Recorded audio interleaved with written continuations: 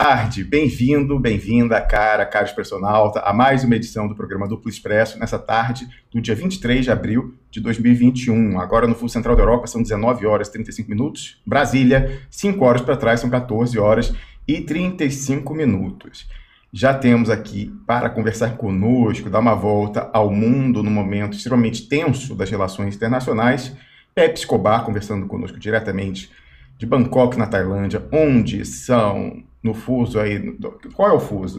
O fuso de Bangkok, é meia-noite, 36 minutos, ele já vai contar pra gente de Bela Lugosi está ou não está vivo, e temos também Eduardo Jorge Viola nos representando fisicamente no fuso de Brasília, embora ele esteja em Buenos Aires. E olha que a gente vai começar com um anúncio solene. Eduardo Jorge Viola falou que não poderia deixar de iniciar as nossas discussões sem fazer um comunicado. Mas vou apenas dar uma rodada de bom dia, começando com Pepe Escobar, depois com Piero Leiner, e aí já deixamos o microfone para Eduardo Jorge Viola fazer o anúncio solene. Pepe, Bela Lugosi vive ou já passou dessa para melhor? Abre seu microfone.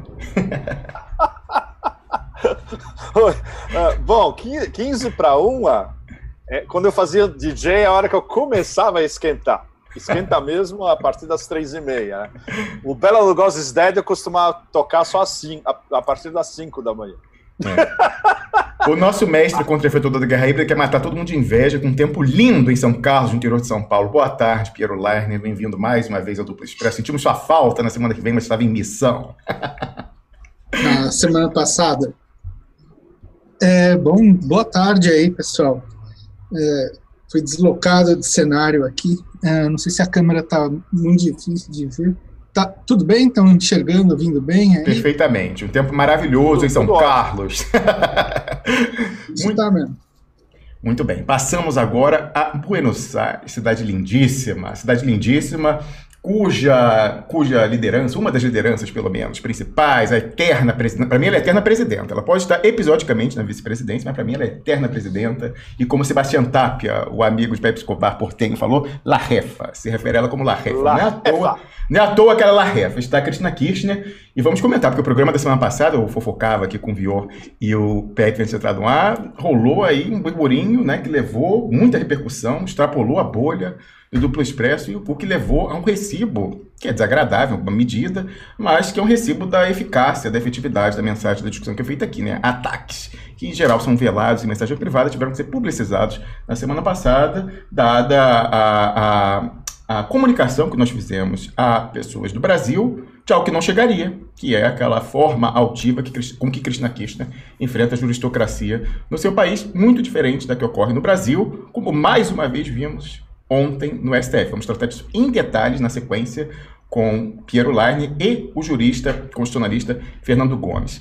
Eduardo Jorge Viola, estamos curiosos. Qual é o comunicado que você tem a fazer a nós e a quem nos assiste? É um comunicado que chegou pelo mail há menos de uma hora. Vou ler e procurar traduzir. Título: El Partido Justicialista y el Partido Comunista de China realizaron un seminario de intercambio. A vicepresidenta primeira do Partido Justicialista, a diputada nacional Cristina Álvarez Rodríguez, vou aclarar para a audiência, Cristina Álvarez Rodríguez é a sobrinha neta de Eva Perón. O senador é responsável pelas relações internacionais do Partido Justicialista, Jorge Tayana, ex-chanceler. O deputado nacional e conselheiro nacional do Partido Justicialista, José Luis Gioja, tem sido o presidente do partido até esse ano. E o embaixador argentino na China, Sabino Vaca Narvaja, participaram num seminário de intercâmbio com integrantes do Partido Comunista da China, no marco do ano do centenário do Partido Comunista Chinês. Durante o encontro, Álvarez Rodríguez, Tayana, Gioja e Vaca Narvaja debatiram ideias e propostas como a vice-ministra do Departamento Internacional, Shen Bailey, o diretor-geral do Bureau da América Latina e Caribe, Wang Yulin, e a subdiretora-geral do Bureau da América Latina e Caribe, Fu Jie. Bom, os eixos têm sido a pandemia, o fortalecimento do multilateralismo, a vontade de estreitar ainda mais a relação entre ambos países, e a invitação para o Alberto Fernández para participar na celebração dos 100 anos do Partido Comunista Chinês no mês de julho. Bom, aí vou deixar, dá para muito mais. Isso, no imediato, é a resposta a uma insubordinação jurídica da cidade de Buenos Aires contra a Justiça Federal Argentina no caso do fechamento das escolas. O governo da cidade de Buenos Aires tem se respaldado num recurso de amparo apresentado por pais e mães que sofriam muito pelos meninos. Esses pais e mães representam fundações com a participação da American Chamber of Commerce, JP Morgan e tudo isso. Então, é um jogo de ping-pong. Assim, os americanos atacam pelas vacinas, por causa das vacinas. O governo argentino respondeu através do partido, não podia responder através do governo, com esse comunicado, para mostrar para os caras, oi, cara, tudo bem, mas aqui a gente fica na relação com a República Popular de China. Então, essa é a situação após a declaração do Departamento de Estado, acho que tem sido o Tony Blinken, ante o Senado, a penetração das vacinas russas e chinesas é uma questão de segurança nacional para os Estados Unidos.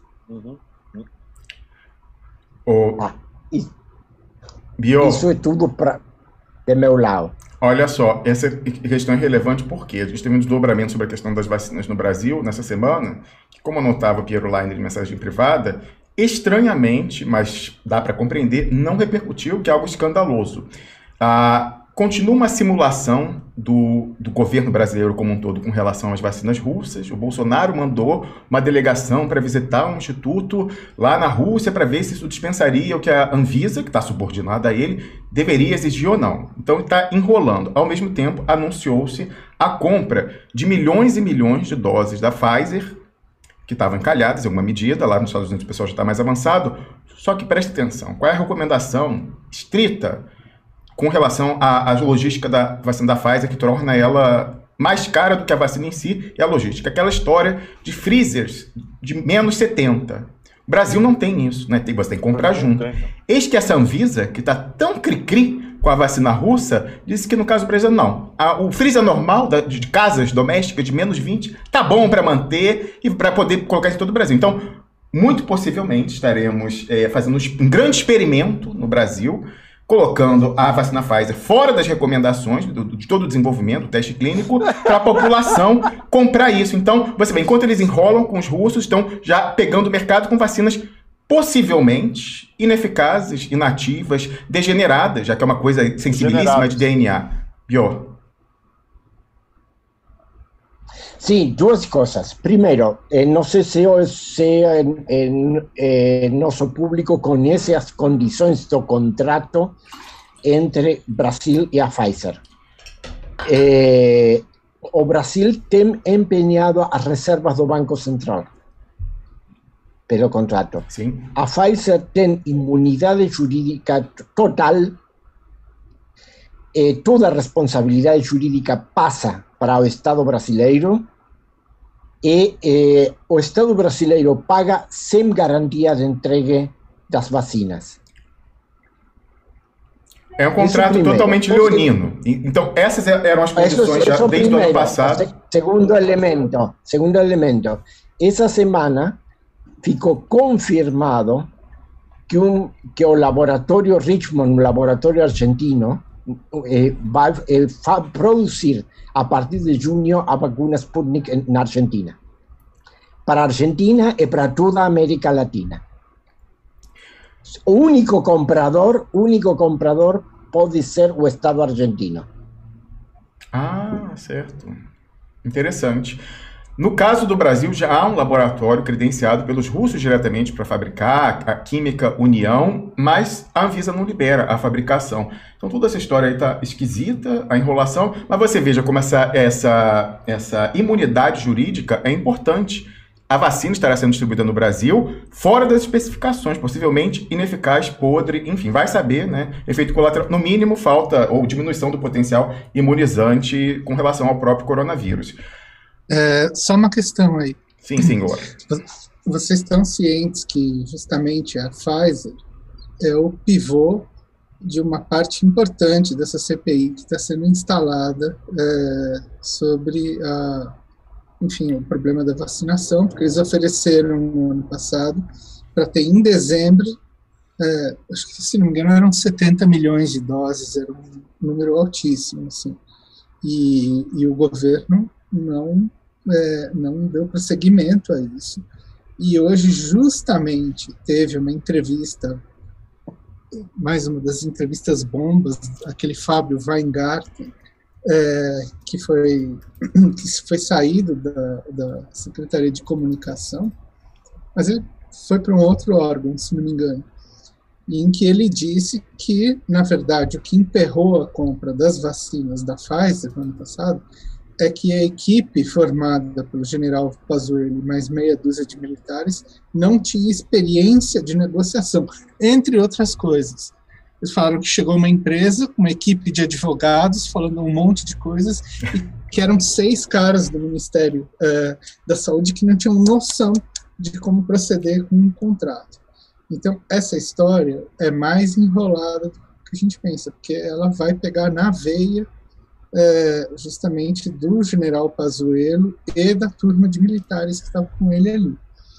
Ô, Piero, eu odeio citar o meu ex-professor de Direito Constitucional, Luiz Roberto Barroso, ministro do STF, que quis dar um showzinho, a gente vai comentar sobre isso ontem. Só que algo que ele falou ali é verdade, infelizmente, pelo menos em CPIs passadas. Muitas vezes o pessoal ameaça para conseguir negociar por trás condições de tirar coisa constrangedora, tirar do relatório final, dispensar uma empresa de vir depor, uma autoridade e tal, não sei o quê. Então, o pessoal ameaça para, às vezes, não sei se é o caso, então, mas a gente tem que ver. O pessoal ameaçar não quer dizer que efetivamente vai integrar. A gente tem uma raposa felpudíssima na presidência da CPI, que é o senador Renan Calheiros, alguém que, inclusive, sabe enfrentar a justocracia. É a nossa Cristina Tabajara, antes ainda dela, né, em 2016. Então, realmente temos que ficar muito atentos a essa questão. E eu peço para você que nos assiste nesse momento, já estamos caminhando para 1.400 pessoas na plataforma preferencial do Imperialismo, mas não chegamos nem a 1.000 curtidas. Curta esse vídeo e dá um oi, bom dia aqui no chat, diga que você existe, porque internamente a despeito estamos com 1.400 no ao vivo, lá no acumulado o pessoal diz que 0 pessoas assistiu, você sabe que não é plural, 0 pessoas assistiram, 0 pessoas, ninguém assistiu o vídeo até agora. Então diga oi, eu existo no chat e também, você está vendo o replay, aí na seção de comentários. Essa questão aí da vacina, eu acho que a gente já falou. Alguma coisa a acrescentar? Pepe, Bior, Piero, ou passamos para a próxima pauta? Piero, está fechado seu microfone.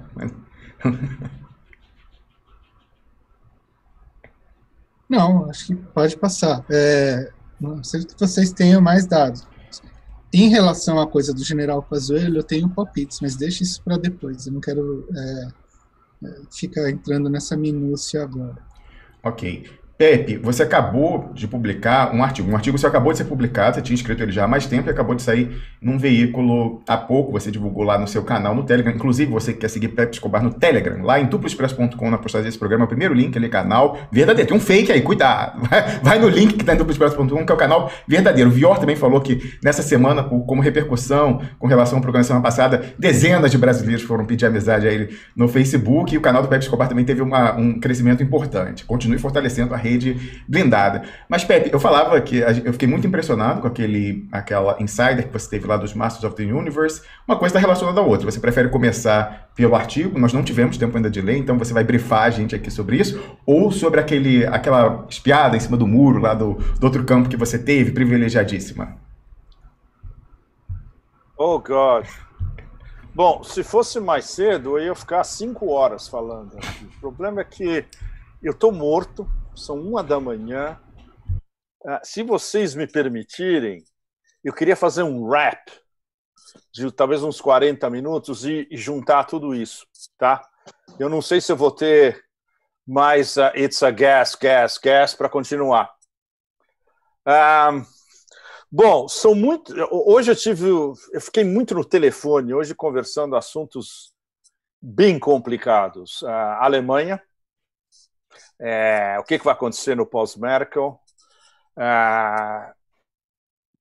Claro, Rússia, o desdobramento do discurso absolutamente espetacular do Putin no Estado da União. Não foi o Estado da União, foi o Estado do Estado, né?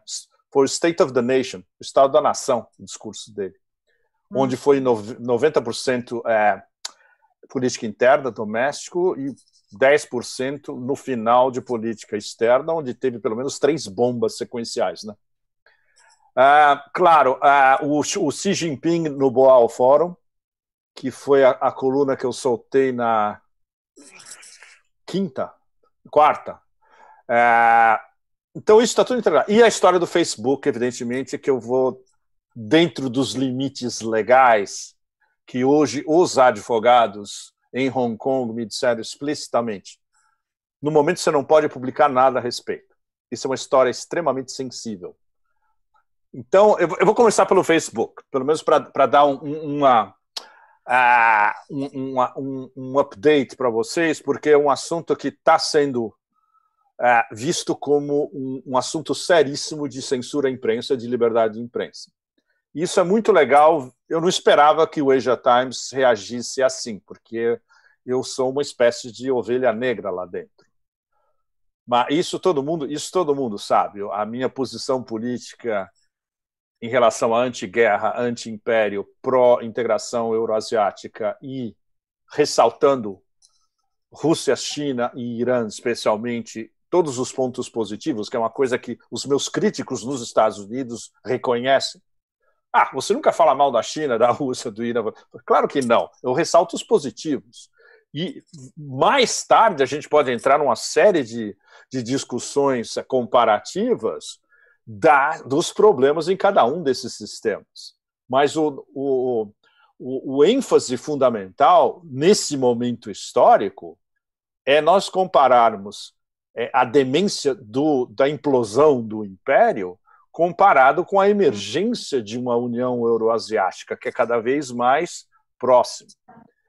Mais tarde, claro, a gente pode falar de o que os wokes na Europa chamam de iliberalismo, onde eles botam os 3 no mesmo saco, junto com a Turquia e a Arábia Saudita. Isso dá uma ideia para vocês do nível de estudos acadêmicos na Sciences Po, em Paris, por exemplo, é nesse nível. Eles são todos iliberais. E, claro, nós, na União Europeia, que sabemos defender a democracia e os direitos humanos ou o eixo atlanticista. Então, essa é uma discussão para depois. Bom. Detalhe, esse termo já pegou aqui também, viu? Qual o termo, Piero? Democracias iliberais, para falar do Brasil. Pegou no Brasil também, né? Mas vai lá. Então, na França é iliberalismo. Qualquer besteira que você lê na mídia francesa é iliberalismo. Então, obviamente, como esses palhaços aí do Brasil copiam tudo ainda, que vem das matrizes atlanticistas, faz todo sentido. Bom, a história do Facebook é o seguinte. Os advogados me pediram para eu fazer uma exposição detalhada do processo, um timeline, o que é um problema complexo, porque eu expliquei para eles, tudo é não transparente com o Facebook. E isso vocês todos que estão no Facebook sabem muito bem.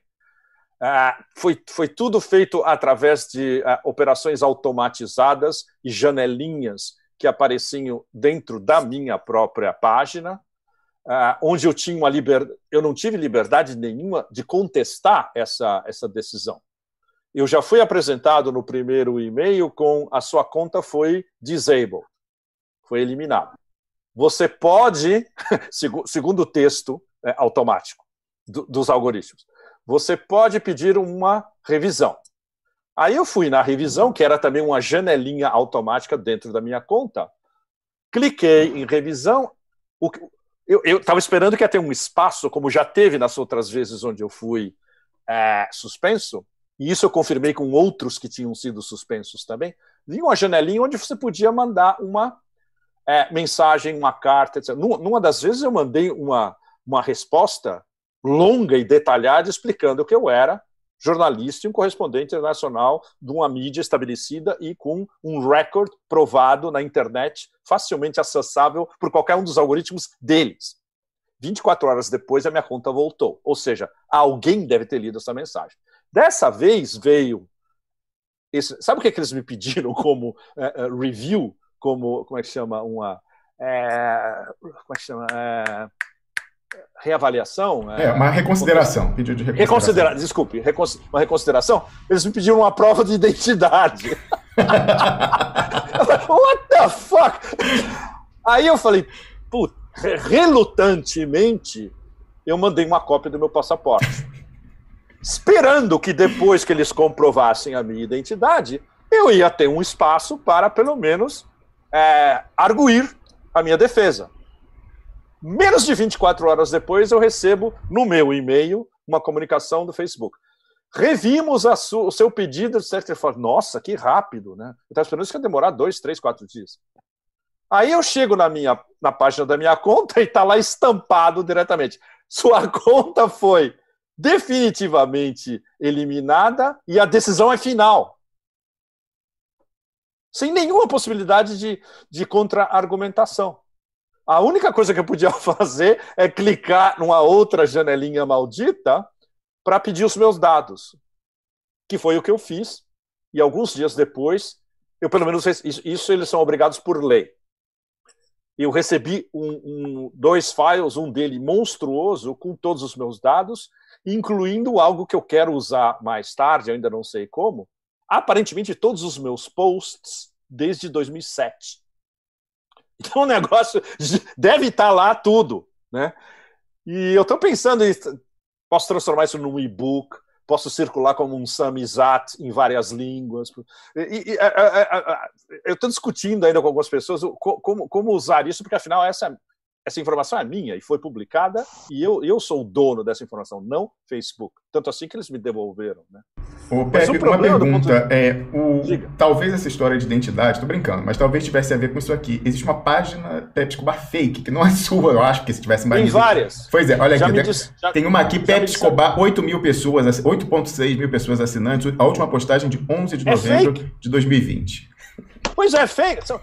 Tem outras, e são todas fake. Assim como tem, acho que tem canais no Telegram, meus fake. Ainda. Mais de um, inclusive, um é suspeitíssimo, porque tem uma seção de comentários que as pessoas tentam coletar os dados da rede do Pepe Escobar, foi lançado junto com a operação de derrubada do seu primeiro canal. Quem quiser seguir o canal do Pepe Escobar, o verdadeiro, em toda a segurança, vai lá do Expresso.com, tá aqui o link, ó, canal, é esse link aqui, entre lá, que esse é o garantido, Pepe. Pois é, eu não tenho como caçar esses canais, né? Olha só, no Telegram você pode pedir para o pessoal strike down, para o pessoal derrubar. Agora, no Facebook, como o pessoal está contra você, talvez eles façam ouvidos moucos, como fazem com relação às reclamações que eu faço. Mas certamente não vão fazer nada, exatamente. Bom, então a gente sabe que tem várias páginas fake no Facebook ainda, exatamente. Bom, então os advogados precisam montar um timeline detalhado. Eles vão mostrar isso para o Facebook e vão requisitar uma resposta formal do Facebook. Então, a partir dessa resposta formal, vai ser delineada uma estratégia legal, que vai ser um negócio, isso a gente já sabe, vai ser extremamente complicado, vai custar uma baba de dinheiro e tem que se escolher a jurisdição. Pode ser em Hong Kong, pode ser na União Europeia também, porque a minha conta está registrada em Paris. Isso é super importante. Eu reconfirmei na minha no meu profile, na minha página de rosto no Facebook, não só está registrado em Paris, como tem até um número de um dos meus telefones na França. Eu espero que ninguém use ou que ninguém vá hackear esse número. Eu tenho 2 números em Paris, eu espero que ninguém hackeie esse número, pelo menos. No jargão do direito internacional se chama Forum Shopping, você procurar a jurisdição mais favorável à sua pretensão. E a gente falava isso aqui ainda na semana passada, porque a Europa é mais protetiva e a gente tem uma janela aí de conveniência e oportunidade com a questão lá do macronismo, ter pedido aquela publicação ao Le Monde, falando do imperialismo jurídico e econômico dos Estados Unidos. Então, talvez essa janela de oportunidade seja interessante para usar, quem sabe. E ao mesmo mas como o Asia Times está estabelecido em Hong Kong, e eles conhecem a lei de Hong Kong de ponta cabeça, que basicamente é a legislação inglesa, né? E que é respeitadíssima, inclusive pelos americanos, tem essa possibilidade também.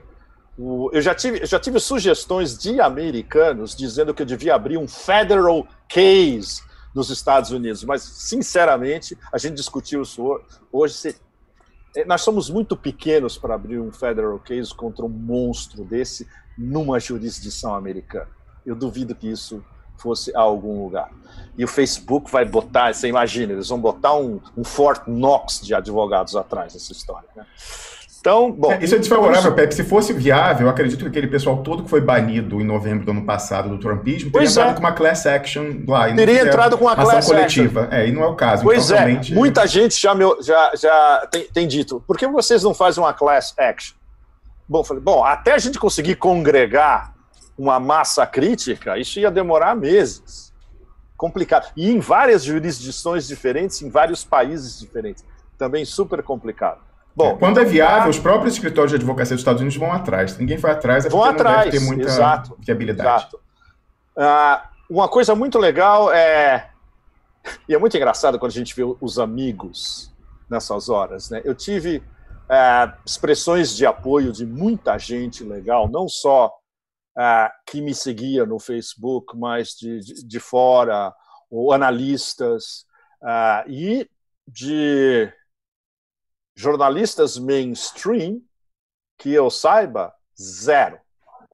O que é muito... Zero. O que é muito interessante, porque vários dos analistas já me disseram, na hora que eles souberem o que aconteceu com você, por isso que vocês têm que fazer um barulho com isso, um monte de jornalistas mainstream vão ficar fulos da vida e aí vão apoiar esse movimento. Isso pode terminar, inclusive, virando um movimento, porque não foi contra um blog, foi contra uma empresa jornalística estabelecida com um recorde, sério, em inglês e registrado num mercado extremamente livre. Hong Kong é considerado, pelos próprios americanos, junto com Singapura, é sempre o primeiro ou o segundo mercado mais livre do planeta. Então, é um caso sério de censura e de liberdade de imprensa. Então, está nesse ponto. Eles me recomendaram também que eu não publique nada a respeito por enquanto, o que é corretíssimo, porque isso pode ser usado depois como Facebook para dirimir diversos aspectos de uma possível ação legal.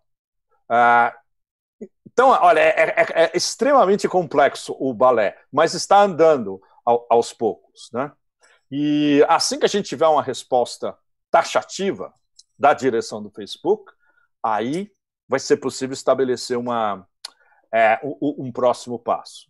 Bom, só então concluindo isso, Pepe, eu estava brincando com você antes de entrar no ar, que os contatos que eu tive na advocacia de Hong Kong é aquela história. O colonialismo é terrível, o saldo é extremamente negativo, mas algumas coisas positivas têm do legado colonial. No caso de Hong Kong, aquelas firmas de advocacia estilo londrino, então o pessoal assim, muito barra pesada vai poder muito ajudar materialmente o seu caso. Altíssimo. Não, veja bem, eles têm que, por exemplo, estar defendendo o Hong Kong and Shanghai Banking Corporation, o Standard Chartered, o Citibank, sabe? Está todo mundo estabelecido lá, as grandes multinacionais, etc. Então, o nível de advocacia tem que ser o top do top internacional, sem dúvida. Bom, então essa é a primeira história. A história mais importante é o que aconteceu essa semana envolvendo os Estados Unidos, Rússia e China, que tem, digamos, 3 etapas. A primeira foi o Boao Forum em Hainan, com o discurso extremamente mesurado do Xi Jinping, mais uma vez reforçando o que ele vem dizendo já há vários anos, nos outros fóruns, nos BRICS, no G20, etc. Ele é o boss do multilateralismo. E ele está vendendo a China e ele mesmo como, olha, multilateralismo somos nós que estamos na vanguarda de uma globalização 2.0. Tudo isso detalhado. O que eu tentei fazer no final foi dar uma certa nuance dizendo, não é só as promessas que eles estão fazendo. O discurso dele no Boao Forum foi dirigido, eu diria, em pequena margem para os americanos, e os americanos resquício da guerra comercial da administração Trump, mas principalmente para o sul global. Era o Xi, mais uma vez, dizendo para o sul global inteiro, olha, por que a gente tem o Belt and Road, as novas rotas da seda? Olha o que a gente quer fazer. Está aberto para todo mundo. Isso ele falou, reiterou várias vezes. É um projeto aberto para todo mundo. Então, o que a gente está propondo é bem diferente ao que vocês estão acostumados, que é unilateralismo, sanções e uma exploração em mão única vindo do poder hegemônico. Então, era muito interessante porque na audiência, esse fórum ele é um fórum pan-asiático. Os principais espectadores são os 10 do Sudeste da Ásia, vários da Ásia Central, Sul da Ásia também, incluindo a Índia. Mas sabe quem estava entre a audiência VIP e prestando super atenção? Jamie Dimon, do JP Morgan, Steven Schwarzman, Blackstone, Elon Musk. Tinha esses businessmen americanos lá em cima, prestando sua atenção indivisível ao que o Xi estava falando, porque, claro, basicamente ele estava dizendo, olha, as portas estão abertas para vocês continuarem ou incentivarem os seus investimentos no mercado chinês. Então a mensagem em vários níveis foi muito mesurada, com tom de estadista, né? E o fato de que os americanos estavam lá e prestando atenção é fundamental, porque já é uma maneira de cortar com essa clivagem e esse unilateralismo que os falcões americanos, tanto os egressos da administração Trump quanto os novos humanitários imperialistas querem colocar entre os Estados Unidos e China como absolutamente incompatíveis. Não é assim. Em termos de business, não vai ser assim, sem dúvida.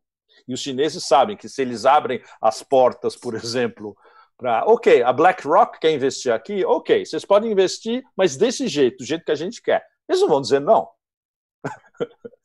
Tesla, a mesma coisa. Ah, é? Ok, pode aumentar a sua produção, mas você vai ter que botar uma fábrica aqui. Ou seja, tem várias... o X da questão, que obviamente é a grande questão daqui para frente, é a guerra dos semicondutores. E isso a gente não sabe para onde vai. Vai depender muito dos investimentos das empresas de inteligência artificial chinesas, especialmente, e das empresas de semicondutores, e o tipo de deal que eles vão poder fazer, por exemplo, com a TSMC, com a Samsung, etc., e que possa passar ao largo das sanções americanas, que vão continuar, isso vai delimitar a expansão. O dinheiro eles têm e o brain power eles têm.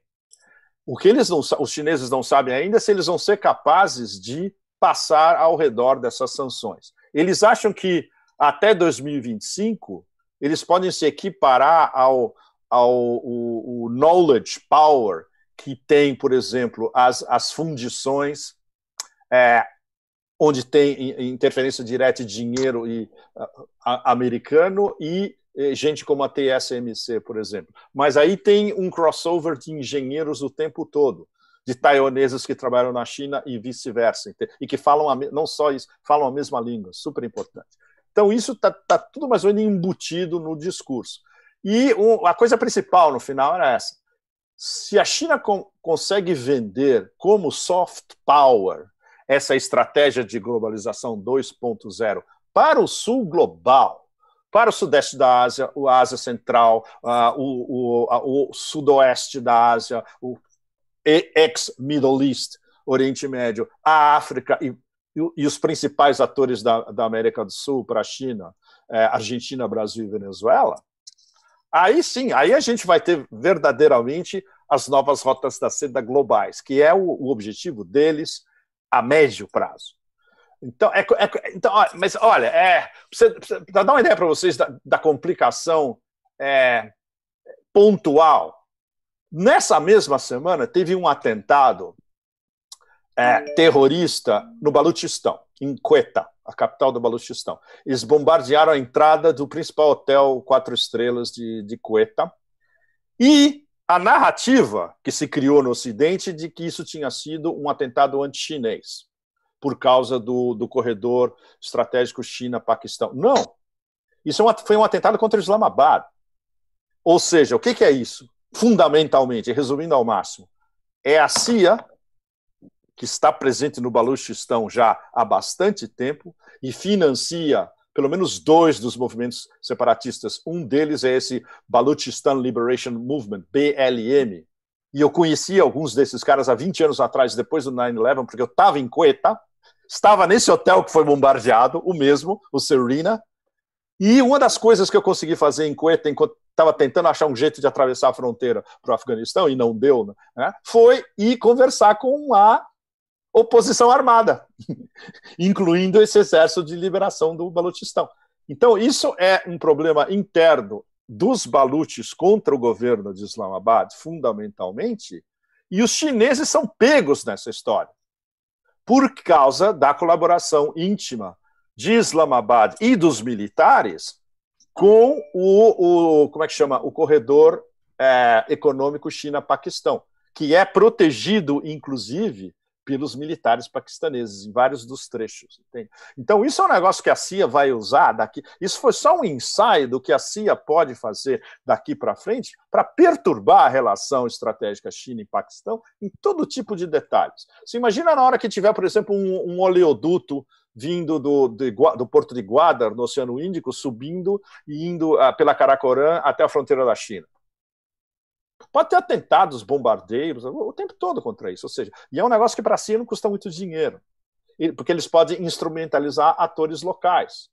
É a mesma coisa que a colaboração da CIA com facções diversas da Al-Qaeda em Idlib. É o mesmo mecanismo. Ou o mesmo mecanismo da CIA, por exemplo, cultivar facções derivativas dos talibãs paquistaneses. Os talibãs paquistaneses não se bicam com os talibãs afegãos.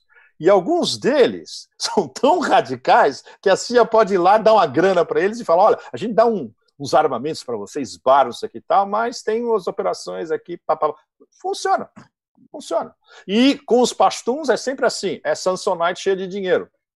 Que era o que eu via quando eu estava lá em 2001, o tempo todo. Né? A diferença é que eles recebiam as Samsonite cheias de dinheiro e falavam os americanos bombardear o lugar errado. O que é uma coisa que vai continuar acontecendo também. Né? Bom, então esse foi o Xi no Boao Forum. No dia seguinte, o que a gente tem? O espetáculo Putin Jungle Book. Putin reescrevendo o livro da selva, que foi, em termos de alusão e de metáfora, foi a mais sensacional possível. Em vez de ele usar Tolstói ou Dostoiévski, por exemplo, ele usou um autor do Grande Jogo. Ele usou um imperialista do fim do século XIX, o Kipling. E usou de uma maneira lindíssima, porque o Jungle Book, em todo o mundo anglo-saxão, anglo-americano, todo mundo lê quando está na escola. Então a referência é direta para todo mundo, né? E ele citou justamente o trecho mais interessante para ilustrar o fato de que as hienas ou chacais estão sempre ali yapping, yapping, yapping para agradar o soberano, que foi o jeito dele qualificar, por exemplo, aqueles os ucronazes, né? Com uma metáfora que vem de um escritor imperial do Grande Jogo do fim do século XIX, começo do século XX, entre o Império Britânico e o Império Russo.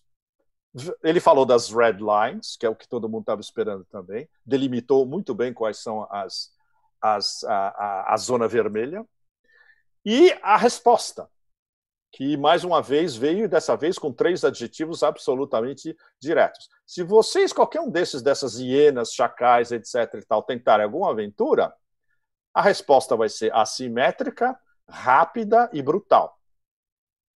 Então, isso ficou bem claro, não só para as hienas e os chacais, mas para os tigres e para as águias também, né?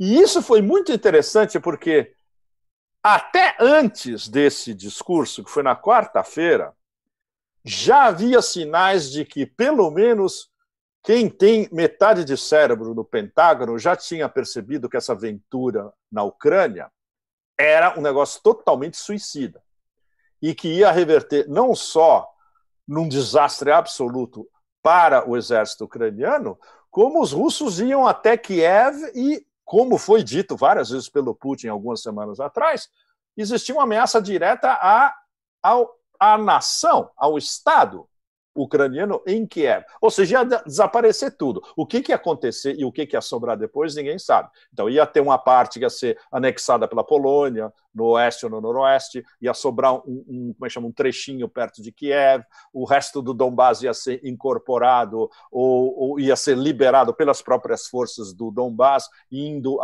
até Mariupol, indo até Odessa, no Mar Negro. Ou seja, a posição geoestratégica da Rússia no Mar Negro ia ficar ainda mais delineada. Ou seja, isso não é a OTAN que decide, isso é decidido em Washington, pelo Pentágono.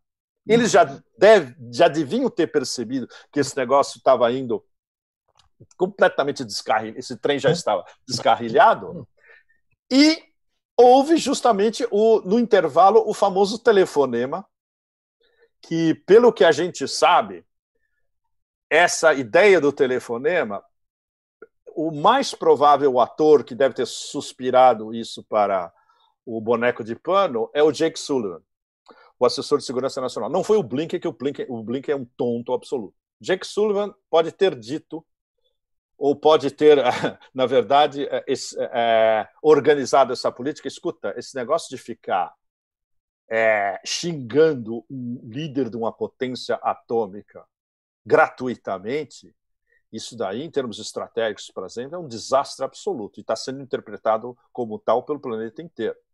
Vão tentar um embrião de diálogo, pelo menos. Houve o famoso telefonema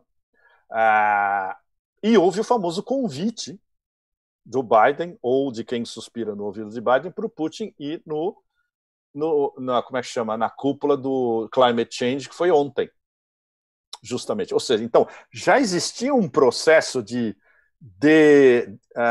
como é que chama? Desescalada. Detente. Um processo de desescalada e de detente, mesmo antes do discurso do Putin, que só reiterou mais uma vez que, olha, a gente já está cheio. E se tentar qualquer besteira, você já sabe o que vai acontecer. Então, isso ficou muito claro nesses últimos dias. E o que aconteceu? O que o Sergei Shoigu, ministro da Defesa russa, fez ontem? Começou uma desescalada. Começou a chamar aquelas tropas extras que estavam fazendo exercícios na Crimeia, começou a retirar tropas extras que estavam na fronteira do Donbás. Ou seja, existe já uma avenida, pelo menos, de diálogo entre Washington e Moscou. E isso ficou claro nessa cúpula do Climate Change, da mudança climática. Então, é possível, e isso, claro, nós estamos todos sendo extremamente otimistas, que isso possa ser o trampolim de se tentar algum tipo de... Ok, vamos discutir alguns assuntos chaves entre nós, pelo menos, e continuamos... o resto continua o caos absoluto, que é isso mesmo. Por exemplo, na Ucrânia, não há a menor ilusão entre o Kremlin, o Ministério das Relações Exteriores e o Ministério da Defesa de que essa história está resolvida por enquanto. De jeito nenhum. Agora tem uma pausa. Ninguém sabe o que vai acontecer depois. E o X da questão em tudo isso, mais uma vez, é o Nord Stream 2.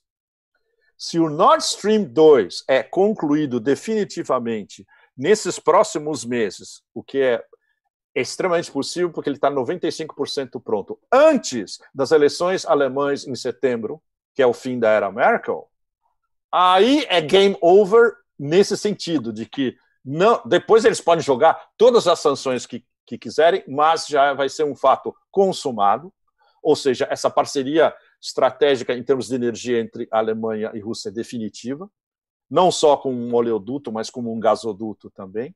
É o que os industriais alemães querem e forçam e bateram na cabeça da Merkel esse tempo todo. É isso. Você não vai comprar gás liquefeito dos americanos pagando 5 vezes mais, que você sabe que não só que eles não têm capacidade de produção, como eles não têm nem como deliver, nem como entregar isso para a gente aqui. Nós vamos ficar esperando, quando a gente tem um gasoduto pronto daqui a 3 meses, exagerando.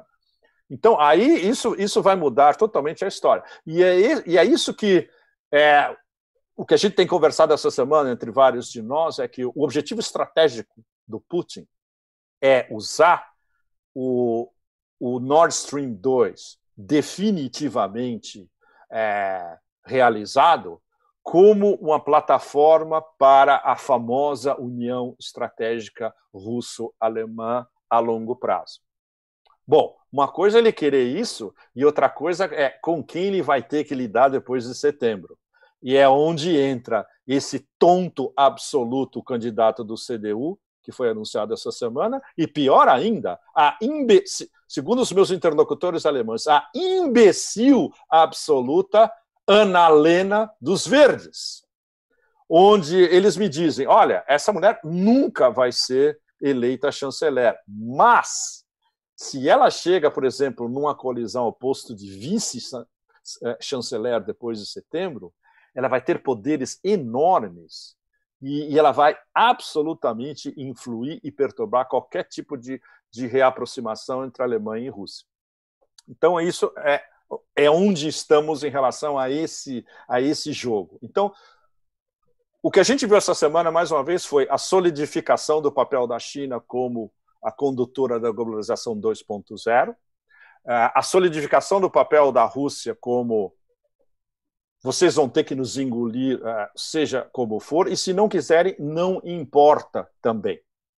E o que não importa também foi o tema de algo que a gente estava discutindo antes do início da transmissão. Eu não poderia jamais publicar atualmente no Asia Times ou em qualquer outro, porque, bom, o Departamento de Estado está em cima, é uma coisa extremamente complexa, porque envolve informações privilegiadas de inteligência, tem vários americanos de altíssimo nível que foram os destinatários desse report interno, que é aquele report que o Romulo estava se referindo, onde eu publiquei só no Telegram e no VK, sem dar muito estardalhaço, mas para leitores especializados mesmo. Olha o que está circulando de informação no mais alto nível de gente, de businessmen e do mercado financeiro, e os caras que estão lendo isso são os Masters of the Universe financeiros. Aí está lá o Jamie Dimon, 2 segundos, está lá o Jamie Dimon, está o Michael Bloomberg, está o Jeff Bezos, está o Schwarzman, e um dos pontos principais desse report é justamente isso. Os Estados Unidos não têm capacidade de enfrentar nem mesmo uma guerra em um front só na Europa, porque a OTAN é dizimada talvez no primeiro dia. Eles não têm muito menos capacidade de, na cabeça dos neocons e dos humanitários imperialistas, provocar ao mesmo tempo Rússia, especialmente Rússia e China, e também o Irã, até um certo ponto. Se acontece qualquer coisa no Golfo Pérsico, o Irã já demonstrou várias vezes que os Estados Unidos não só perderam a primazia aérea, como o comandante do CENTCOM reconheceu numa comissão do Senado, e isso eu botei como coda daquele report, eles reconheceram que eles perderam a primazia aérea no Golfo Pérsico para swarms de drones iranianos de ataque ou de observação, de vigilância. Você imagina isso? Um general do Pentágono de altíssimo nível tem que reconhecer isso na frente do Congresso, que é praticamente público. Ele sabia que esse negócio ia ser publicado e vazou, evidentemente. Foi um negócio escrito que terminou vazando depois. E agora todo mundo já sabe disso em Washington. Imagina, se a gente quer lançar uma guerra contra o Irã, logo de cara a gente vai ser imobilizado pelo exército de drones deles. O Pepe, virou meio que um segredo de polichinelo depois daquele ataque lá dos rebeldes iemenitas contra a Arábia Saudita, que tinha defesa antimíssil. Pô, o pessoal fez ali uma coisa bem mambembe e explodiu lá a refinaria. E o contra-ataque contra a base de Ain al-Assad depois do assassinato do Soleimani. Verdade. Os reportes do Pentágono sobre o ataque, nossa, eles ficaram bobos com a precisão dos mísseis, com o fato de que os iranianos escolheram, inclusive, lançar menos mísseis do que eles estavam pensando. Eles estavam pensando em lançar, se não me engano, 27, e no final lançaram 11 só. Só para fazer uma demonstraçãozinha pro Pentágono. Acho que o Vior quer falar alguma coisa. Abre o microfone aí, Bior. Sim. Não, essa semana a gente teve, primeiro, a difusão da foto de um porta-aviões feita por um drone iraniano. Um porta-aviões americano no Estreito de Hormuz, fotografiado de cima por um drone iraniano. Sim, sim. O míssil sírio que cayó no Negev. Es una reacción, un míssil antiaéreo, teóricamente, que atravesó toda a Palestina ocupada y cayó no Negev. Melhor ainda, Vior, era um S-200. Velho! Belíssimo. Um S-200 velhinho e trabalhando super bem. Furou todas as defesas aéreas israelenses. Inacreditável. Agora, tem uma história sensacional sobre isso que a gente não conseguiu confirmar. Vior, Rômulo, Piero e vocês todos. É muito provável que esse míssil não tenha caído perto do reator de Dimona. Que ele tenha caído perto, na verdade, de Jerusalém. E aí a inteligência israelense fez um carnaval e mudou a destinação do míssil. Nós não conseguimos confirmar isso, mas é uma história extremamente opaca. A informação... Ninguém sabe exatamente onde caiu esse míssil. A informação que circulou é que tinha caído 50, 60 quilômetros da central atômica. Mas isso já fontes israelenses já desmentiram isso. Já desmentiram. Essa história está rolando, Vior, não é definitivo. E a última é o míssil que caiu sobre o aeroporto de Bagdad. Sim! Exato. Também. Tudo numa só semana. Exato. Isso veio de uma das milícias do People Liberation Movement, das PLMs. Não o Hashd al-Shabi, que é o principal de todos. Provavelmente aqueles mais radicais que têm conexão tanto com o Hezbollah quanto com o IRGC iraniano. E eles têm armamento bastante razoável. E eles já estavam falando isso desde o ano passado. Nós vamos ficar em cima dos americanos. Sem dúvida. Isso vai continuar. Ou seja, o jeito que está mudando o tabuleiro entre o sudoeste da Ásia, entre o Mar Negro e a área de influência russa naquele flanco, e economicamente com a China, é impressionante. A cada semana você vê justamente uma acumulação não só de discursos, mas uma acumulação de fatos no terreno, em todas essas três áreas, que é brutal. Para nós, inclusive, até acompanhar é difícil. A gente não faz mais nada, a não ser só acompanhar isso. Né? Ô, Pepe, e no sentido inverso, lá o problema na central nuclear iraniana, já há um consenso sobre o que de fato aconteceu? Não, tem um elemento super interessante que é o que o Zarif está falando, basicamente. O Zarif, essa semana, falou que a gente já concordamos entre 60% e 70%. Mas, olha, isso daí não quer dizer absolutamente nada, na verdade, porque esses 30% que faltam é o principal, que é o que os americanos já em 2015, em Viena, estavam insistindo o tempo todo. Eles querem que os mísseis iranianos entrem numa discussão geral do JCPOA.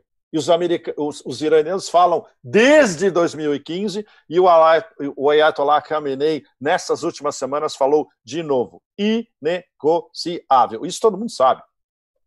Então não é que tenha sido feito muito progresso. Claro, não se esqueça que o Zarif está com... tem as eleições agora, né? Maio, junho. O Rouhani e Zarif vão estar fora. E isso é muito importante. Eles teriam que concluir um acordo no próximo mês, no máximo. Eles têm uma janela muito curta. E para vender isso para a opinião pública iraniana como uma vitória.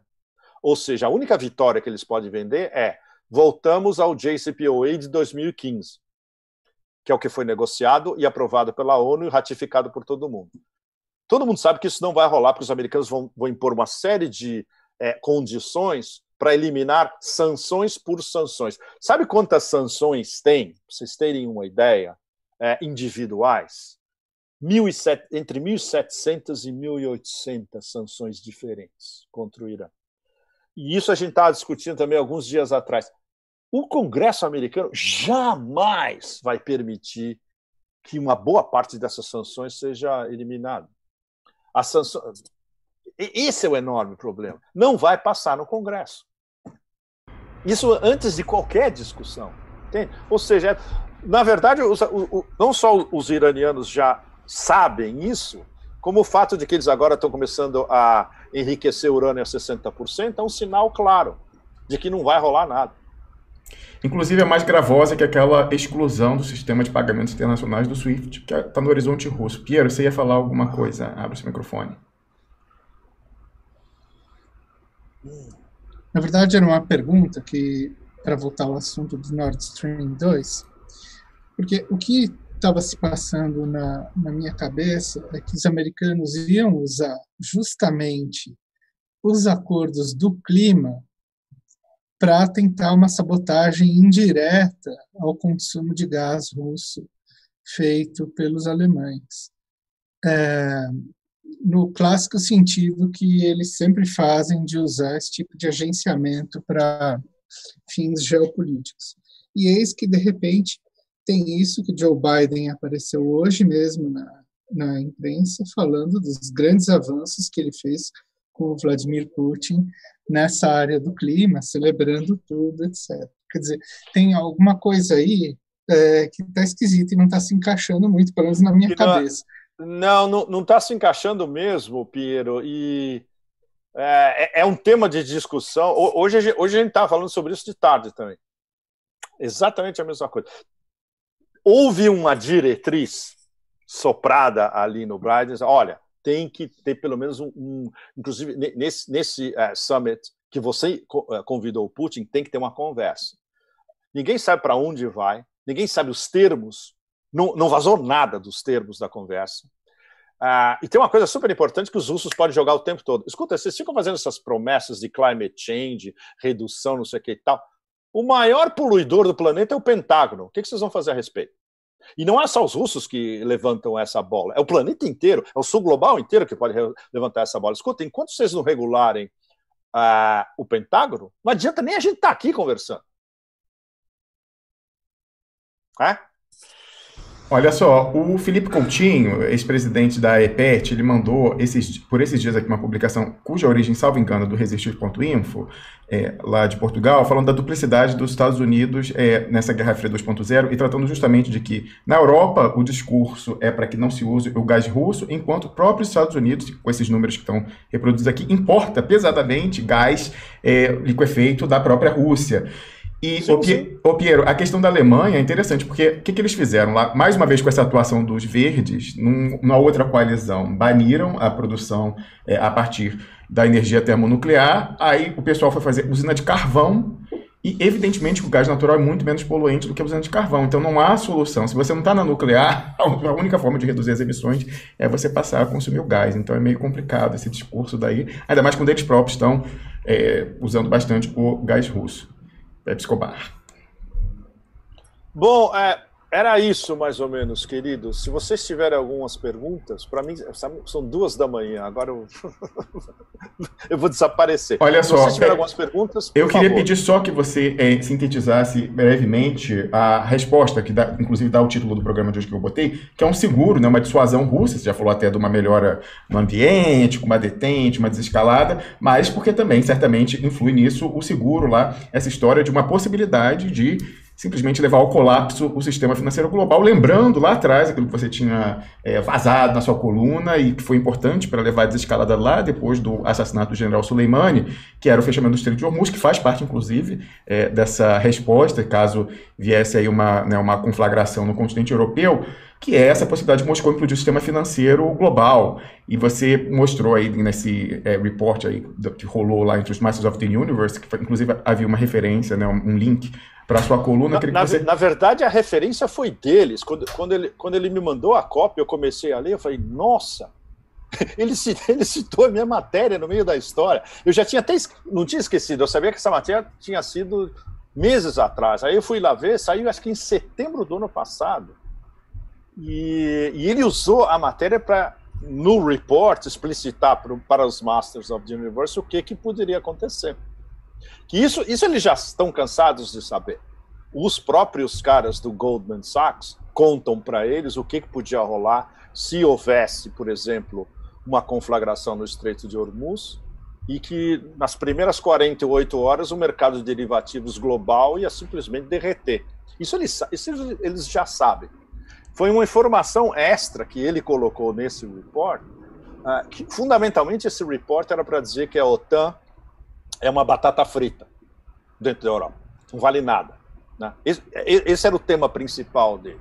E que criar uma guerra em 3 frontes contra a Rússia, a China e o Irã, estrategicamente era uma coisa completamente estúpida. E aí, mas no final ele colocou, olha, ainda tem mais este detalhe. E aí ele relembrou as possíveis consequências de qualquer interrupção do fluxo de energia no Golfo Pérsico levar à derrocada do mercado de derivativos. Mas, olha, isso é uma coisa que todo mundo em Nova York sabe. Não se fala, né, Rômulo? Isso não se fala abertamente. Você não vai ler uma análise de fundo sobre isso no Wall Street Journal, que seria o mais capacitado para fazer. Não tem. Você não vai ver no Financial Times. Não tem. Então, são aqueles segredos, entre aspas, de inteligência que os players mesmo sabem. Na questão estritamente militar, ali está ressaltado que da Segunda Guerra até aqui, a proteção do continente europeu dependia de maneira central da superioridade aérea e que os mísseis hipersônicos que passam com facilidade aí pelos Patriots e sistemas aí antimísseis de que a Europa goza, patrocinados pelos Estados Unidos, conseguiriam bombardear todas as bases aéreas e eles não teriam, né, por isso perderiam essa superioridade aérea. Aí isso, de uma certa forma, é uma novidade, né, a primeira vez em que isso aconteceria. É uma novidade para quem não leu Martianov, né, Rômulo? Que é o caso desses políticos americanos. Os caras do Pentágono não leem o Martianov. E eles sabem que tudo que o Martianov coloca de novos desenvolvimentos da indústria militar russa, e ele trabalha dentro do complexo industrial militar, dentro dos Estados Unidos. Ou seja, ele nasceu em Baku, não é russo. Tecnicamente, ele é um azerbaijani, né? Ele nasceu numa ex-república soviética. Mas ele é um russo de formação e de estudo de cabeça e de língua que trabalha dentro do complexo industrial americano no mais alto nível. Então, os caras do Pentágono, eles sabem o que o Martianov está falando. Agora, vai perguntar para o Ted Cruz, sabe, para o Chuck Schumer, para a tonta da Pelosi, se eles têm alguma ideia do que o Martianov está falando. Claro que não. A liderança do Partido Democrata política, né? E esse é o problema, é a dicotomia entre esses dementes absolutos e é incrível, os militares racionais que estão em posições de comando do Pentágono. Ou seja, em muitas vertentes, nós estamos dependendo da racionalidade desses caras, impedindo uma conflagração. Chegou a esse ponto a loucura total, né? E isso, mais uma vez, não tem como você vê numa mídia que ainda está com a cabeça do Brzezinski ainda, ou até do Mackinder, né? Eles estão pensando no Mackinder há 100 anos. Você não vai ter uma análise estrutural de fundo sobre isso. Ou inclusive, ok, vamos tentar 3 tipos de detente paralelas com Rússia, China e Irã. Porque aí desmonta completamente o Shiny City on the Hill. Acaba com o excepcionalismo, acaba com o unilateralismo, acaba com o momento hegemônico, tudo. E a gente sabe, todo mundo sabe que isso não vai acontecer. Continua essa perpetuação de demências, e por que esse coquetel tóxico dos neocons primeira fase, da época Cheney, Rumsfeld, os que sobraram, né? Robert Kagan e companhia. E os humanitários imperialistas, que é Obama, Biden 1.0, 2.0 e agora 3.0, o coquetel desses caras, tomando decisões políticas, é um negócio absolutamente desesperador. Exatamente. E esse é o problema. Isso é o que não vai mudar. Então você depende, por exemplo, de, mais uma vez, acrescentando ao nível de degradação e de deserto intelectual, inclusive. Provavelmente foi o Jake Sullivan que foi lá no ponto do Biden e falou, escuta, não pode, vamos tentar alguma coisa, tem que ter algum tipo de diálogo. Se a gente pressionar os russos até o fim, a gente sabe o que eles são capazes. Daí o telefonema, daí o convite para o Putin, para o climate change, sabe, de ontem, etc. E tal. Então, a esperança é de que isso possa ser justamente um trampolim para eles discutirem o START, o acordo de mísseis intermediários. Por exemplo, o Putin falou um negócio super importante no discurso dele, que eles já propuseram várias vezes uma discussão de altíssimo nível sobre segurança cibernética. Os americanos sempre rejeitam. Claro, porque guerra cibernética é um dos fatores principais do full spectrum dominance, da dominação do espectro total. E outra coisa que eu lembrei agora que é importante, demografia. É um negócio que eu estava conversando com o Augusto essa semana. Vocês repararam que no discurso do Putin ele teve um trecho enorme falando do problema demográfico russo, que é um problema que os chineses vão ter também, com aquela política de um filho. É um problema que a Itália vai desaparecer daqui a 2 séculos, literalmente, porque não reproduz mais. Então isso é muito importante e está na cabeça de várias das potências de primeiro escalão e de médio escalão, como na Itália. E teve um texto muito interessante que o Augusto me mandou também, acho que não sei se ele mandou para vocês, sobre a Etiópia. Que justamente que a Etiópia a taxa de fertilidade é 5 filhos por mulher, por exemplo, que é uma coisa que no oeste da África é muito próximo também. Eu não conheço o leste da África, eu conheci on the road o oeste da África. Sabe, quando eu estava viajando on the road de backpack, com as malinesas, as senegalesas, as mauritânias do deserto, etc., com aquelas famílias enormes. Sabe, eu dormia num daqueles iglus de pedra no chão, acordava de manhã, ia tomar um banho com a caçambinha de plástico na cabeça, e estava ela que saía para ir buscar água, justamente, e os filhos todos ali em volta, etc. E tal. Dá para conversar porque eles falavam francês, né? Então era muito legal conversar com eles. Eram famílias enormes e era uma explosão demográfica misturada com o problema da água. Ou seja, eles já estavam vivendo... Isso foi antes do 9/11, para vocês terem uma ideia. Foi alguns meses antes do 11 de setembro. Eles já estavam vivendo, há 20 anos atrás, 2 das questões fundamentais do resto do século. A implosão demográfica e a água. Queria perguntar para você, antes queria perguntar para você, que rol joga toda essa cadeia de conflitos na África? Níger, Chad, Líbia, Burkina Faso, Etiópia, Moçambique, Central Congo, Ruanda, Burundi, tudo isso. Nesse jogo estratégico, que rol está jogando agora? Bom, você me jogou uma pauta, Vior. Deixa eu fazer uma pesquisa de fundo, aí eu escrevo um artigo e eu te mando. Você me deu uma pauta de ouro agora, de platina, de nióbio, na verdade. Por exemplo, no meu trabalho eu não tenho tempo de me debruçar sobre a África, que eu tenho uma afinidade por N razões, emocional, musical, antropológica, cultural com a África, mas eu não tenho tempo. E ainda mais agora que a gente não pode viajar, pior ainda, né? Por exemplo, até hoje, a minha grande viagem frustrada na África é atravessar o Congo, que eu nunca consegui fazer. Mas olha, eu vou seguir sua pauta.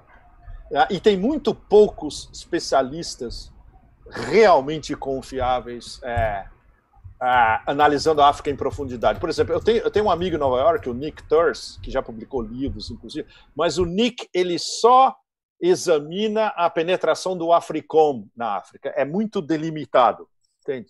Ou seja, militarização da África promovida pelo Africom. Ele só fala disso. Mande para a gente, por favor. Sim, Al-Mayadin saiu uma série como que ela se chama? Rosa Moro, acho que é uma espanhola. Okay. Sobre a África Central, uma série de 7 matérias que eu ainda não li. Eu vou atrás, ótimo. Ótimo. O Pepe, eu vou dar... O pessoal do Al-Mayadin é ótimo. E, inclusive, é uma coisa que eu falei com o Vior já antes, eles estavam pensando em expandir e fazer um site em inglês. Eu acho que por causa do Covid e por falta de fundos, eles não fizeram ainda. Mas seria uma plataforma muito legal para todos nós também, no futuro próximo, né? O Pepe, você sabe que eu vou fazer uma sugestão aí de um estudo de caso, talvez, nessa sua investigação que você vai fazer sobre a África, que é o caso angolano. Você sabe que a Angola teve uma reversão que junta elementos aí da questão brasileira, porque você, quando teve a sucessão presidencial depois de décadas, né, do ex-presidente, você teve uma mini lava-jatinho lá, com a história daqueles Luanda Leaks, pegando os negócios da família presidencial e dos generais. Aí você teve uma sucessão de alguém que entrou por dentro, então a MPLA, mas está fazendo uma imposição neoliberal, e você vê, as sanções tinham sido usadas contra Angola, então eles não conseguiam fazer pagamentos, estavam com restrições no SWIFT, uma coisa muito difícil, e aí no que o novo presidente entrou, ele acertou um empréstimo lá com o FMI, voltou ao SWIFT e tal, mas em compensação, veja você, é algo que é muito similar que a gente conhece, que é a história do Umbrella Deal, né, aquele acordo de entrega dos ativos do Brasil que foi firmado lá em 92, a Angola está tendo sua versão. Então veja essa matéria aqui que saiu no Jornal de Negócios de Portugal, ó.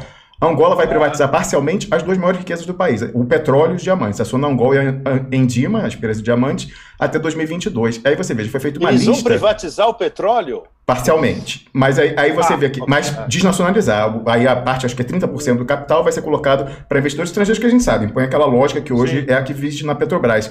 Mas veja só que coisa, eles já privatizaram, fizeram uma lista, e deve ter sido entregue a lista, né? 195 ativos do Estado a serem desnacionalizados, entregues, e dessa lista eles já entregaram, vão até 2022, até o ano que vem, 195, e dessa lista 30 empresas já foram privatizadas. Inclusive há uma manifestação formal do FMI dizendo que nem eles esperavam que Angola fosse um aluno tão aplicado, adotando o neoliberalismo e a desnacionalização dos ativos. Tem terras, tem recursos hídricos, e na África subsaariana é muito avantajado a questão dos recursos hídricos de Angola, estão entregando tudo lá, com essa questão aí de voltar às graças do imperialismo. Infelizmente, um povo irmão nosso, mas que está sofrendo... E detalhe, hein? Em Moçambique parece que está tendo bastante coisa também atualmente. No norte de Moçambique, vários conflitos. E tem lá os jihadistas locais, né, Guilherme? Tem uns jihadistas lá no norte de Moçambique. Casualmente, lá uma célula... Que jihadistas... No norte de Moçambique tem Estado Islâmico. Isso. Não, peraí. Que jihadistas são esses de Moçambique? Da onde? Que facção? Que grupo? É alguma coisa relacionada ao Estado Islâmico. Então o ISIS tem uma Mozambique Connection, é isso? Bom, isso é fácil de descobrir. Ok, obrigado. Ótima informação, eu vou ver isso. Adivinha, Pepe, eles estão obstaculizando investimentos chineses lá em infraestrutura, de exportação de recursos, etc e tal. Bom, e adivinha quem manipula isso? Mais disso, Rómulo, mais disso. o incidente no Canal de Suez encendió todas as alarmas em toda a economia mundial. Então, agora, o Estreito de Moçambique tem uma importância fundamental. Eles já têm a República Malgache, agora precisam de Moçambique. Ótimo. O Pepe, eu pediria só para, voltando ao tema lá da questão europeia, a Rússia, você colocou lá como a publicação que você fez do informe, essa parte aqui que é importante de que já haveria uma proposta, então um planejamento, um caso de contingência, tá aqui eu estou colocando na tela, em caso da realmente a demanda alemã não se confirmar, do Nord Stream 2 e do que já é atualmente consumido, toda essa demanda europeia e alemã dos hidrocarbonetos russos poderia ser substituída pela demanda da própria China com a construção de um gasoduto ali em terra. E isso, inclusive, permitiria uma maior autonomia dos chineses com relação a importações via marítima. A gente sabe que desde Rule Britannia, Britannia Rules the Sea, com o seu sucessor, os anglo-atlanticistas controlam os mares. Então, isso daria uma segurança maior para a China, econômica, de energia, e, ao mesmo tempo, daria uma segurança financeira maior, que é um parceiro mais confiável, uma relação estratégica de longo prazo, de divisas para os russos. Isso é importante, é a informação mais importante do report, e o incrível é que ele tirou isso da minha matéria, Romulo. Impressionante, impressionante. E essa informação eu obtive de Moscou. Bom, ok, tem um lado Gazprom da história, mas quem me contou não é da Gazprom. Entende? E isso eu soube no ano passado. E aí quando eu... Desculpe. Exactly. No ano retrasado, na verdade. E eu já tinha publicado algo sobre isso antes, foi em 2018. Essa matéria do ano passado, ela estava retomando algo que já tinha sido publicado no New York Times em 2018, que foi quando eu tive essa informação numa das minhas viagens a Moscou. E é um plano ultra radical, está na mesa do Putin. É como se estivesse dependendo praticamente de uma assinatura, entende? Que é desviar a produção de gás, fundamentalmente a produção de gás deles, praticamente inteira, para o leste da Ásia. China, Japão, Coreia do Sul. É um negócio absolutamente brutal. Essa seria, na verdade, o golpe, o poker definitivo dos russos, se eles veem que não há possibilidade nenhuma de uma relação minimamente estável. Não é nem com a União Europeia, porque eles sabem que a União Europeia é minada por dentro pelas hienas e os chacais. Estônia, Látvia, Lituânia, Polônia, esses lixos todos. Com a Alemanha. Não se esqueça, o Putin viveu na Alemanha, fala alemão, conhece a cultura, conhece todo o top do business. Um dos melhores interlocutores deles é o Gerhard Schröder, que está no conselho decisório do Nord Stream, etc. Então, o plano do Putin a longo prazo é esse. Ele quer uma parceria estratégica com a Alemanha. Se num futuro, digamos um cenário horroroso, esse demente do CDU é eleito a partir de setembro, em coalizão com a Annalena dos Verdes. Aí ele vira primeiro-ministro e a Annalena dos Verdes vice-chanceler. Do ponto de vista russo, isso é um desastre, é pior que um black hole, é um desastre absoluto. E isso pode terminar, como é que chama? Esfaqueando qualquer possibilidade de uma aliança estratégica. E os russos guardam. E, evidentemente, o segundo ponto seria, dependendo de acontecer na Ucrânia, base da OTAN no flanco ocidental da Rússia, implantada pela OTAN. Esse é o red line de todos os red lines. Se acontece um desses dois ou os dois juntos, sem dúvida, só falta a assinatura de Vladimir. E aí, a energia toda vai migrar para a China, Japão e Coreia do Sul. Então, isso é um fato, tá lá. Então, aí fica faltando Diga. Sim, o que desse rumor dessa semana da possível fusão da Bielorrússia com a Rússia? Não é uma fusão, Por exemplo, seria, no quadro da União Econômica Euroasiática, seria um mercado comum muito próximo dos dois e com uma união política bastante solidificada. Essencialmente isso, né? Que é algo que os russos gostariam de fazer, por exemplo, se no futuro as duas repúblicas democráticas de Donetsk e Luhansk, a Rússia não quer incorporar Donetsk e Lugansk, mas se o Donbass inteiro, havendo uma possível guerra, é um cenário hipotético, eles fossem incorporar o Donbass inteiro, seria a relação da Federação Russa com o Donbass seria nos mesmos termos. Fundamentalmente é isso. Por exemplo, é algo que eles não vão fazer. Uma reedição da Confederação de Estados Independentes. Exatamente, é isso.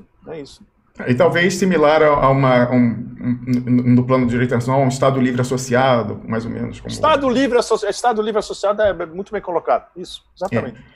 Ô Pepe, veja, porque blindando a demanda chinesa por hidrocarbonetos, fica com mais uma vulnerabilidade ainda na mão dos Estados Unidos, que é aquela questão da segurança alimentar chinesa, de que a gente já tratou lá, a gente deu esse furo ainda em junho de 2019, e depois, agora, né, mais recentemente, isso foi confirmado. A gente publicou isso aqui, você inclusive internacionalizou, está aqui na tela, olha só, a gente publicou esse artigo. É a China estúpido. Bloqueio do milho brasileiro ao Irã confirma o novo papel geopolítico do Brasil, alavanca da fome eurasiana. Você tinha internacionalizado isso naquele seu artigo sobre o Vaza Jato, etc. e tal, quando você falou o Brasil Gate estava se transformando num Russia Gate 2.0. E semanas atrás a gente viu que o pessoal aí que conversa com o vovô, né, Piero, continua vendendo o Russia Gate até hoje, dizendo que a origem é um compromate russo e não sei o que tal. Inacreditável. Assim, fiquei realmente estarrecido quando eu vi que essa fanfic continua circulando. Mas aí veja, o nosso amigo aqui, R.M. Silveira, brincou com a gente em outubro de 2019, um pouco depois, dizendo, bom dia, Cassandra, porque numa matéria lá para o público agro do Brasil, o Putin, veja só, o próprio Putin confirmou, falando, Putin diz à Rússia, isso foi publicado em 3 de outubro de 2019, então meses depois da nossa publicação, Putin diz à Rússia que está pronto, né, a Rússia está pronta para comprar tanta soja quanto a Rússia.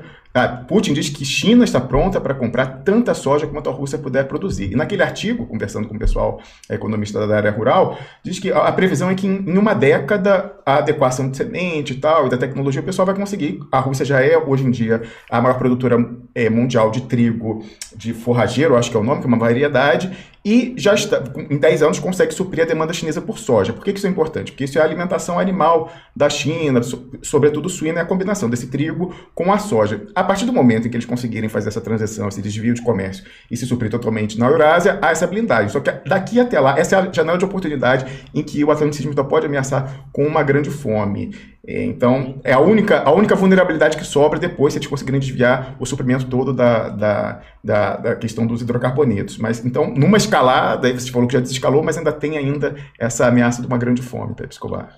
Não, porque a gente não sabe, na verdade, nos próximos anos. Né? Veja bem, assumindo que Biden-Harris continue, ou seja, vai ser Câmara, né? Mais cedo ou mais tarde, que é ainda mais manipulável, ou seja, o coquetel tóxico atrás não vai mudar absolutamente nada.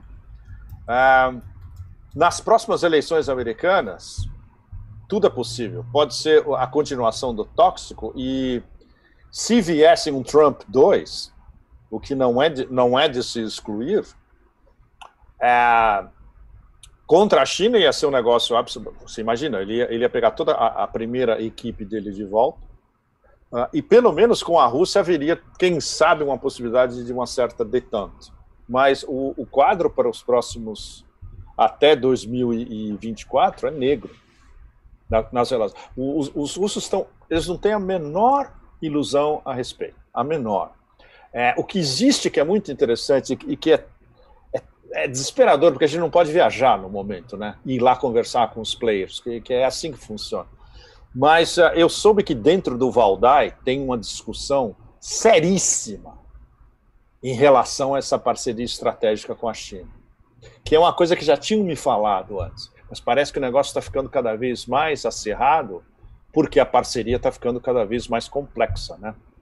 E tem uma ala atlanticista no Valdai que é muito impositiva, tem os ouvidos do Putin também, né? O Putin, como você sabe, escuta todo mundo. No Banco Central, ou seja, a Elvira Nabiulina e toda a moçada do Banco Central é atlanticista, e eles falam, olha, esse negócio com a China... O que eles queriam mesmo, evidentemente... mas aí é engraçado, o que eles querem no fundo, que eles não admitem totalmente, eles falam em Europa, seria essa aliança estratégica Rússia-Alemanha, que é aí onde todos os players estão convergindo, entende? O Holy Grail de todos esses players seria a Rússia-Alemanha, e não Rússia-China. Então, Rússia-China seria um expediente momentâneo. E essa discussão lá dentro parece que é um negócio brutal. Isso é muito interessante. Mas só Sim, o que você está contando, eu que conheço também bem e aprofundada a realidade política alemã, sim. Indica para mim que a gente deve olhar para o que acontece em Bavária. Bavária, certíssimo. Porque Mark Söder o ministro-presidente da Bavária, lembro para o público, Munique é a BMW e a Siemens. E a Bayer. Messerschmitt, Belco, toda a indústria de vanguardia alemã. Mais a tecnologia, a indústria mais tecnológica, a indústria mais eletrônica e de armas de Bavária. E a química fina. O ministro-presidente da Bavária, o Mark Söder, concorreu contra Armin Laschet pela candidatura. E no último momento, a última terça-feira, ele falou, tá bom, se a CDU elige o Armin Laschet como candidato, vou aceitar. Mas são dois partidos. Isso é uma velha história da velha República Federal. A União Democrata Cristã e a União Social Cristã de Bavária. Historicamente, eles têm funcionado juntos, sempre. Mas problemas e concorrência entre ambos partidos existiram também sempre. Os bávaros são mais conservativos na moral, no social, no cultural, mas são mais da avançada na política econômica. Mais globalistas também, mas um globalismo alemão. É um globalismo alemão. Então, acho que a gente vai ter que olhar para aí. Se a possibilidade existisse de uma coalição CDU-Verdes, os bávaros vão jogar a sua carta. Não sei com quem. Exatamente, com quem, né? Ótimo, eu vou perguntar. Por enquanto, eles não têm parceiros. Mas seria eu vou perguntar isso para os meus interlocutores lá. Ótimo. A gente estava conversando isso hoje à tarde. Em outros... Sabe o que um deles me falou? Esse Armin, ele não é nem alemão, ele é belga. O que é verdade, o nome... Ele é belga, a família dele é belga, não é alemã. Ou seja, vai ter uma resistência interna enorme.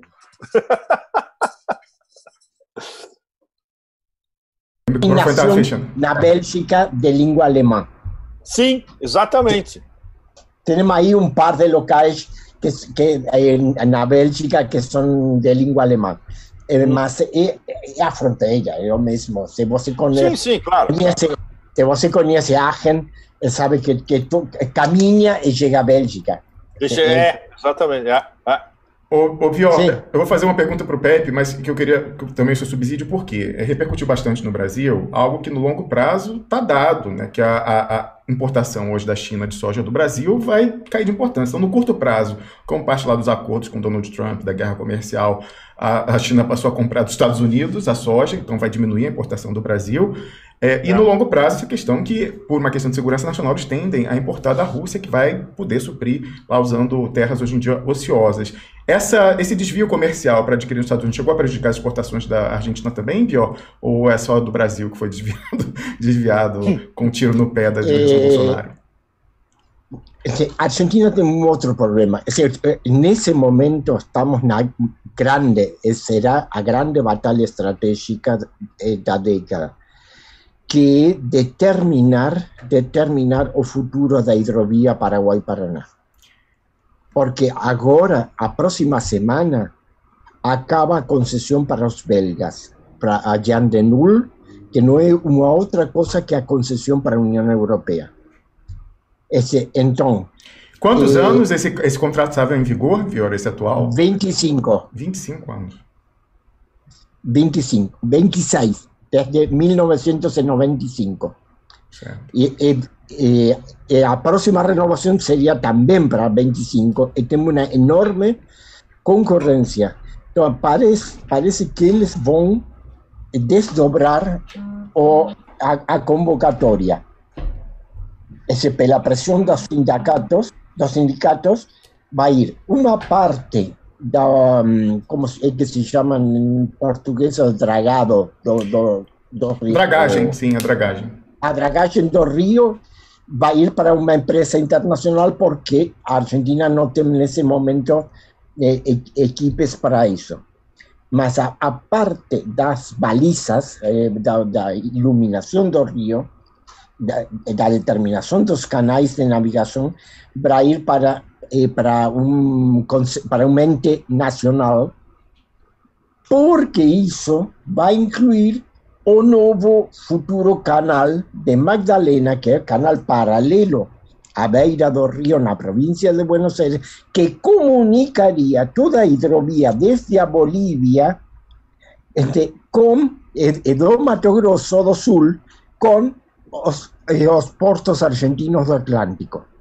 Uau! Então, aí tem a concorrência, nesse momento, entre empresas americanas, europeias e chinesas para prover a equipe. Isso vai determinar a sorte de toda a exportação de soja, mineração, carne argentina para o mundo.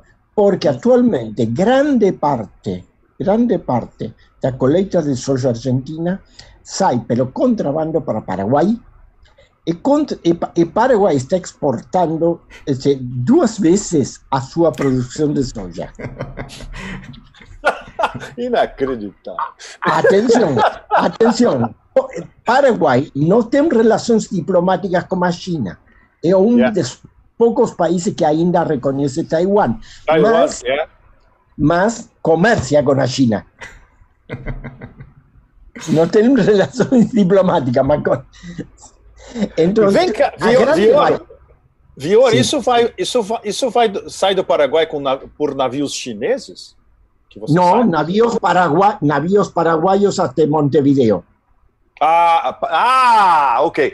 All right, ok. Aquela invencível armada fluvial do Paraguai, entre as maiores do mundo. Invencível armada fluvial. Muito bom.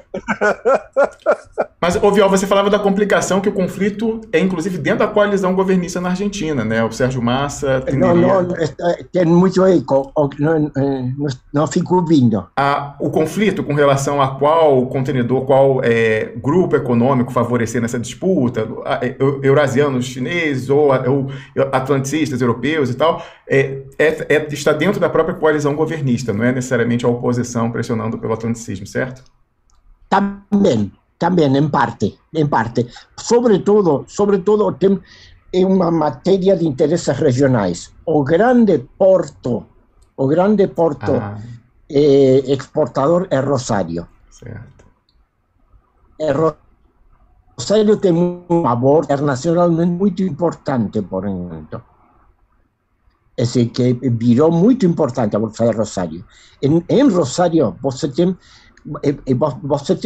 Cargill, tem Bunge, tem Dreyfus, tem Copco, tem todas as grandes exportadoras mundiais de cereais. Certo. Então, tem Rosário quer manter o elo através do canal de Punta Indio, que é um canal caríssimo, que atravessa o Rio da Prata. É transversal, não é o longo do rio. É com Montevideo. E o porto de Montevideo é um porto, sobretudo, americano-britânico. O porto de Montevideo é, mais uma vez, o foco da grande conflito internacional da Bacia do Prata, como no século XIX. Bom, estamos voltando para isso, hein? É isso aí. Muito bem. Alguma última pergunta para Pepe Escobar, Piero Leiner, ou não? Tá. Muito bem. Então, Pepe Escobar. Obrigado, queridos. Obrigados a vocês todos. Nós que agradecemos. Obrigado, Pepe Escobar. Obrigado, Eduardo Jorge Fiore. Agora a gente vai mergulhar em Brasil. Voltamos à Sucupira. Eu vou ouvir vocês amanhã de madrugada. É isso aí. Tchau. Obrigado a vocês todos. Tchau, maravilha. Tchau.